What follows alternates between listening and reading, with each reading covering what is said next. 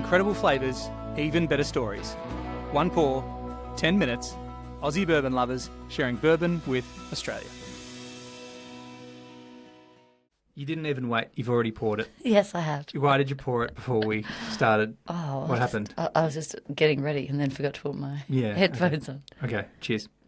Wait. What are we cheersing? What is this? We're choosing this one. This one? You can't see this one. Go on, tell us. What is it? This one. Say the words. Say the words. If you're listening, you can't see that. Oh, sorry. It's a Woodford Reserve Honey Barrel Finish 2022. It's from one of their, special edition ranges. All right. Is that? It's called a Distillery Series. There you go.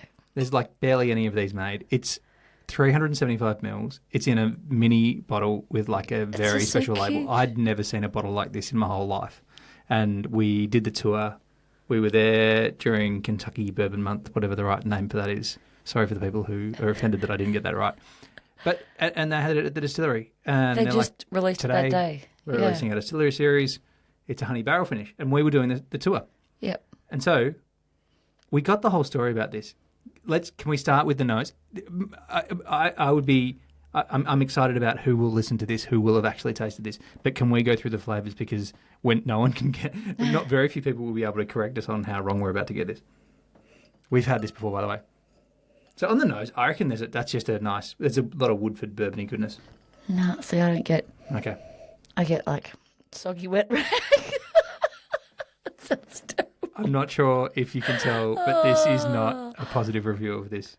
I love Woodford bourbons. I love Woodford Double Oaked. I love everything Woodford. And the day we were there, when they said, "Oh, we've just released this limited edition," normally they sell out within hours. We're like, "How's our luck?" We bought 2 bottles. She's like, "Don't you want 2? There's 2 of you. You should buy 2." Yeah, she's like, "You're allowed to have," and we're like, "Okay, cool." I'll buy 2. Especially with how much we love our Woodford, and it's a honey barrel finish, which I love. Honey barrel? That sounds amazing. Yeah, I love sweet. I love sweeter bourbons.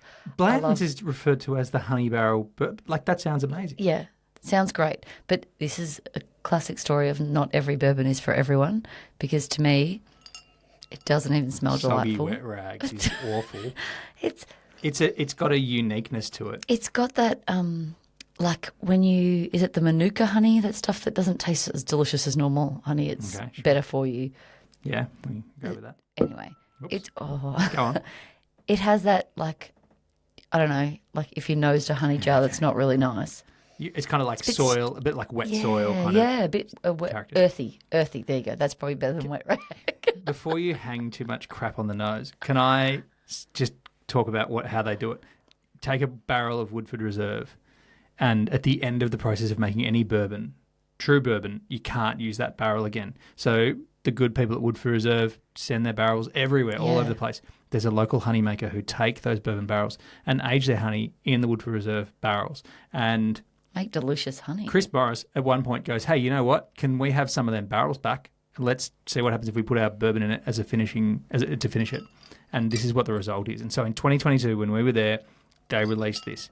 I don't think it's spent very long in the barrels. I'm going to say maybe a few months even as the finishing process. Yeah.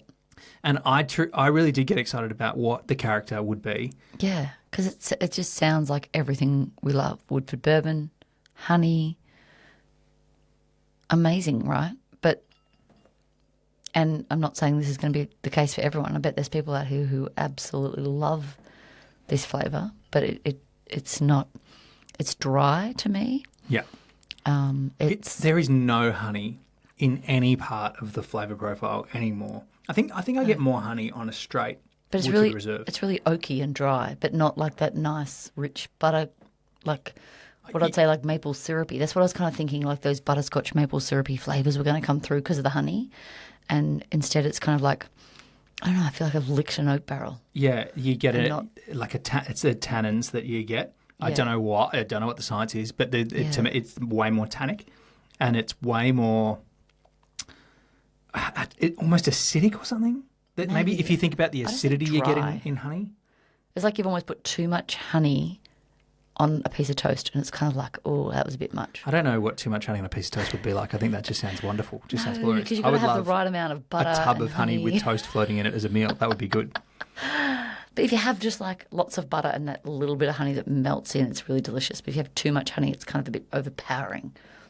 I'm almost getting, now you're saying all this, I'm almost getting, if you just had a piece of toast and you sliced off just the surface area of the toast and the honey and then wiped off all the honey and then just gave me the toast back, that's almost what the mouthfeel is or something. Like that dryness, crunchy dryness.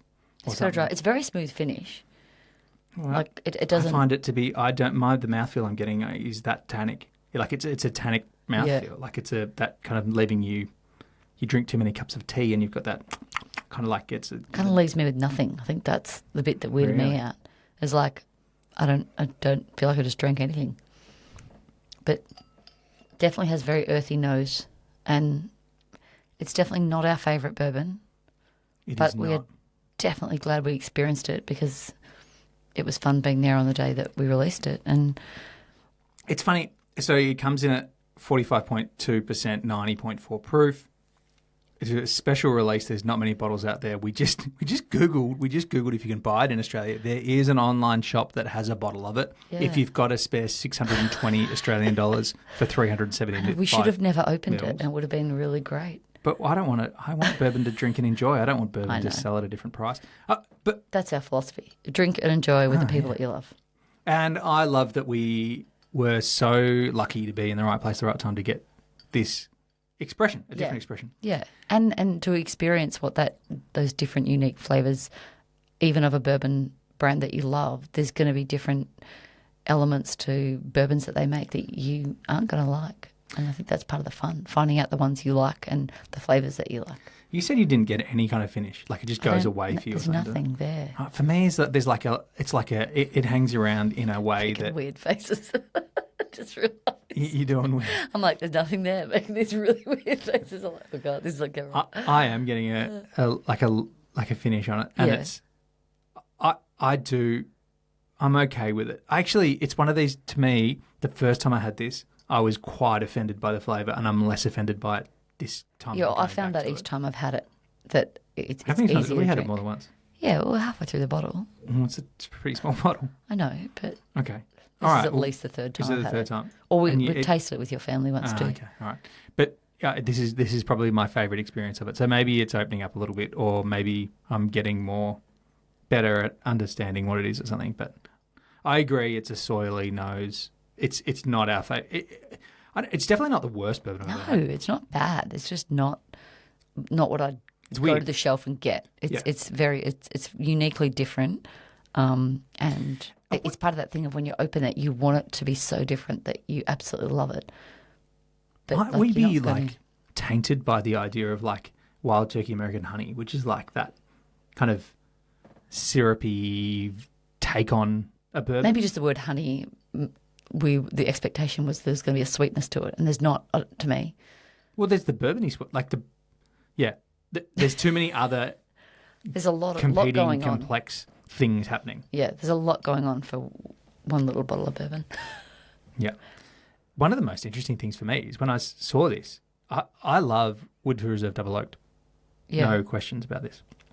I love all the Woodford stuff. One of the other expressions, there's been a few expressions, right? One of the other expressions that they've done is a double oaked. In fact, they've done it a few years. They did it in 2015. They've done it in 2017. Amazing. They did it in 2018. They did it in 2019. They did it in 2020. Maybe they've done it every year, 2021. Maybe they have done it every year. double oaked. And that is exciting for me. I would love a double oaked. Yeah. To be Maybe clear, we need to go again on the day that they release the double oaked. if you're listening to this and you're like, what are you talking about, Dave? There's those big cube looking bottles. That's not this. That's not this. This is a very thin, small 375ml bottle with a white label. So this is a distillery only release. You can only get it at the gift shop at the distillery. Yeah. At Woodford if you're there on the right day. Yeah. And have a crack if you're there on the right day. Get a bottle of it. They're super special. What a cool experience where I don't have any regrets about getting it and tasting it and trying it. No, it's all part of the fun. It's part of the fun of trying something new. And I think too, it like that goes with that story of like all the distillers and trying out, like putting it back in the honey barrel or trying to, all the different things they do to the barrels to try and make something different and unique. And it's part of the story. What the great thing about bourbon culture is, find what you like and enjoy it. We're going to open something different. Cheers. Thanks for listening. Make sure you're connected with us on TikTok, Instagram and YouTube, and stay connected with us by clicking subscribe on your favourite podcast app.